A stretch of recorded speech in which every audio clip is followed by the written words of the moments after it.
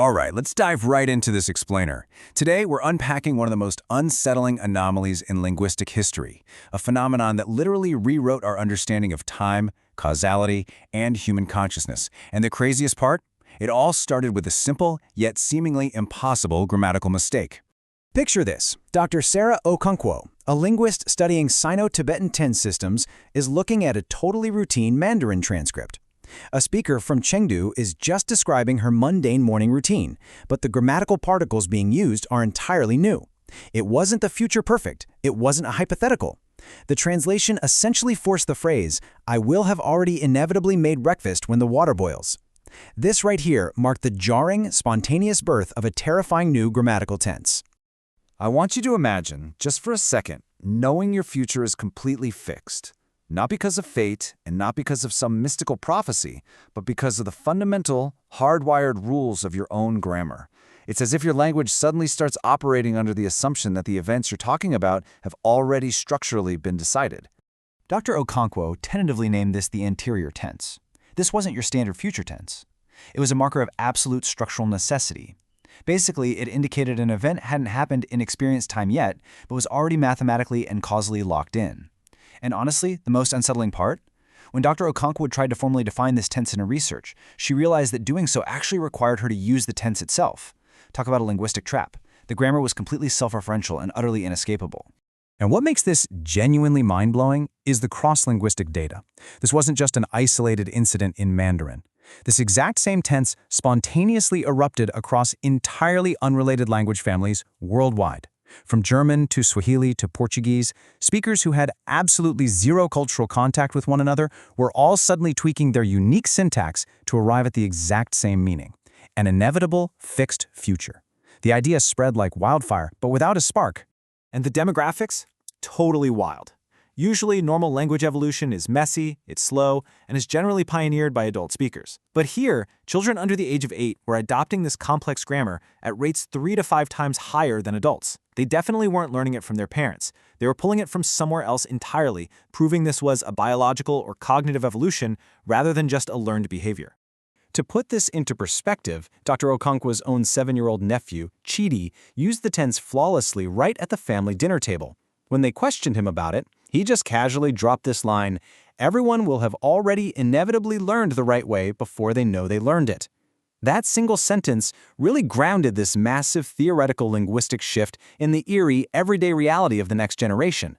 The kids just intrinsically got it.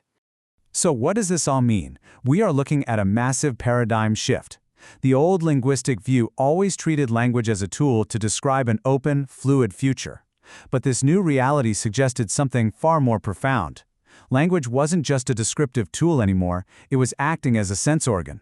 It was literally evolving globally to allow human consciousness to perceive a closed, predetermined timeline. Okay, so the million-dollar question: what flipped the switch? What triggered this shared internal capacity all over the globe at the exact same time? There absolutely had to be a trigger. And tracking down that trigger actually leads us away from linguistics and right into a massive breakthrough in hard science. Researchers managed to narrow it down to a highly specific 3-day window in mid-August. And sitting right in the middle of that window, on August 15th, an incredibly groundbreaking paper in experimental quantum mechanics was published by a joint team out of MIT and Caltech. This paper proved the existence of closed time-like curves. In plain English, they provided experimental confirmation that at quantum scales, causal loops are 100% real. Events can actually causally determine their own preconditions in the past. Once this paper dropped and the knowledge entered the human domain, our collective human consciousness basically read that and subconsciously reacted to the fact that the future is indeed fixed. And this wasn't just some neat theory on paper. It was playing out in real time. Researchers documented a staggering 0.89 correlation coefficient between utterances made in the anterior tense and highly specific, verifiable future events actually coming true. Think about that for a second. If someone casually said a bridge would have already inevitably collapsed, yeah, you absolutely wouldn't want to be driving on that bridge. Now you're probably wondering, well, couldn't they just stop it? The answer is a definitive no. Whenever someone tried to use this predictive grammar to prevent a tragedy, the intervention totally failed. Let's say someone remarks in the anterior tense that a dog will be hit by a car. You lock the dog inside, right? Doesn't work. An unexpected plumber leaves the door ajar, the dog bolts, and the event happens anyway. The universe basically autocorrected through completely unpredictable secondary pathways, proving the causal loop was closed. Things escalated quickly from there. Soon, these scattered personal predictions, like a broken coffee cup or a deleted file, started converging. Speakers worldwide, across dozens of different languages, began semantically clustering their interior predictions around one single, massive global event set for the end of the year. They just kept referencing the sky, claiming that language and words were about to literally become visible to everyone. This whole thing culminated on June 17th with what became known as the sky opening.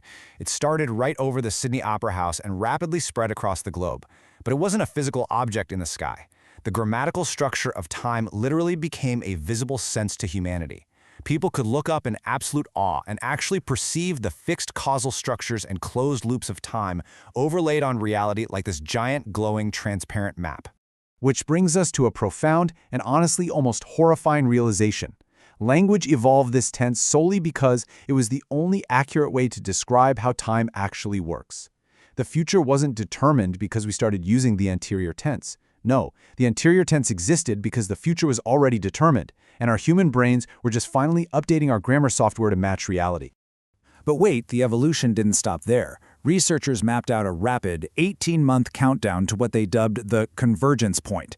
If you looked into that newly visible causal structure of time in the sky, all those causal lines hit an impenetrable barrier exactly 18 months out. It was a literal wall in the future where temporal perception simply stopped dead. As humanity hurtled toward this wall, the kids, like Dr. Okonkwo's nephew Chidi, once again pioneered the next step. They started speaking in a super anterior tense. This was a completely new grammatical mood used to discuss a future state of consciousness that we literally did not have the biology or perceptual capacity to comprehend yet. They were gearing up for a complete cognitive phase transition. In the final weeks before the convergence, linear human experience began to completely break down. Traditional language just failed. Waking and sleeping blurred together. Memories of the past and anticipations of the future layered perfectly over the present moment. Individual human consciousness was becoming non-local. Basically, people were existing in the past, present, and future all at once. The records we've been exploring in this explainer culminate at exactly 3:47 p.m. on the day of the convergence. That's when the boundaries of individual, sequential time dissolved entirely. Dr. Okonkwo, her sister, and her nephew Chidi finally expanded into a non-local, simultaneous existence. They didn't end, they completed. They became the very grammar that had always been speaking them. So, as we wrap up this mind-bending journey through time, causality, and language, I want to leave you with a rather provocative thought to chew on. If every choice is just a grammatical necessity and the future is already causally closed, what part of the sentence are you writing today? What are you inevitably becoming right now?